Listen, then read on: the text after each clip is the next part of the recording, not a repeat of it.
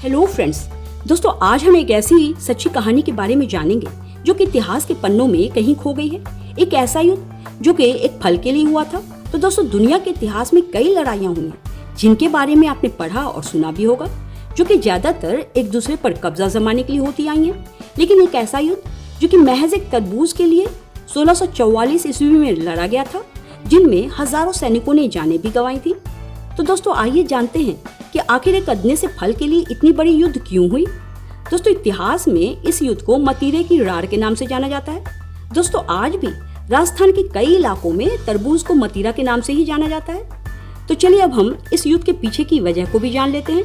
दोस्तों दरअसल उस जमाने में बीकानेर रियासत का सिलवा गांव और नागौर रियासत के जखनिया गांव की सीमा एक दूसरे से बिल्कुल सटी हुई थी और बीकानेर रियासत की सीमा में एक तरबूज का पेड़ लगाया गया था जो कि बहुत ही तेजी से बढ़ रहा था, जिसे देखकर किसान काफी खुश हुआ करते थे और उनकी ख्वाहिश होती थी काश ये बेल पूरे हिंदुस्तान तक फैल जाती और किसान इससे काफी मुनाफा भी कमाते थे। और हुआ यूं कि जो तरबूज का बेल बीकानेर रियासत में लगाया गया था, उसका बेल फैलकर नागौर रियासत तक चला गया था और जिसमें एक तरबूज भी फल गया था। चूंकि सीमा एक दूसरे से बिल्कुल सटी हुई थी इसलिए ऐसा हो गया। लेकिन यही फल इन दोनों रियासतों में युद्ध की वजह भी बन गई। सिलवा गांव के लोगों का कहना था कि पेड़ उन्होंने लगाया है तो फल उनका ही हुआ, और वहीं नागौर रियासत के लोगों का कहना था कि फल उनकी सीमा में फला है तो ये उनका हुआ।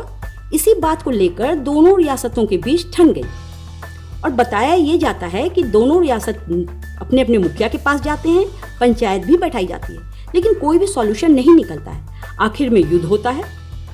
बताया जाता है कि सिंधवी सुखपाल ने नागौर की सेना का नेतृत्व किया था और वहीं रामचंद्र मुखिया ने बीकानेर की सेना का नेतृत्व किया था। लेकिन सबसे बड़ी बात तो यह थी कि इस युद्ध के बारे में दोनों सियासतों के राजाओं को जानकारी ही नहीं थी। दोनों राजा अपने अपने सियासी कामों के मद्देनजर बाहर गए हुए थे। बीकानेर के राजा करण सिंह किसी अभियान पर थे तो वहीं नागौर के राजा अमर सिंह मुगल साम्राज्य के किसी काम में व्यस्त थे।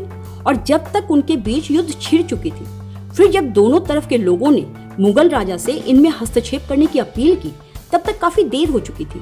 कहा जाता है कि इस युद्ध में बीकानेर के रियासत की जीत हुई थी, लेकिन ये भी बताया जाता है कि जिस फल के लिए युद्ध हुई थी, तरबूज के लिए, उन हजारों तरबूज सैनिकों के पैरों तले रौंदे भी गए थे और हजारों सैनिकों की जानें भी गई थी। तो ये थी छोटी सी जानकारी। अच्छी लगी हो तो लाइक से सब्सक्राइब जरूर करना। शुक्रिया।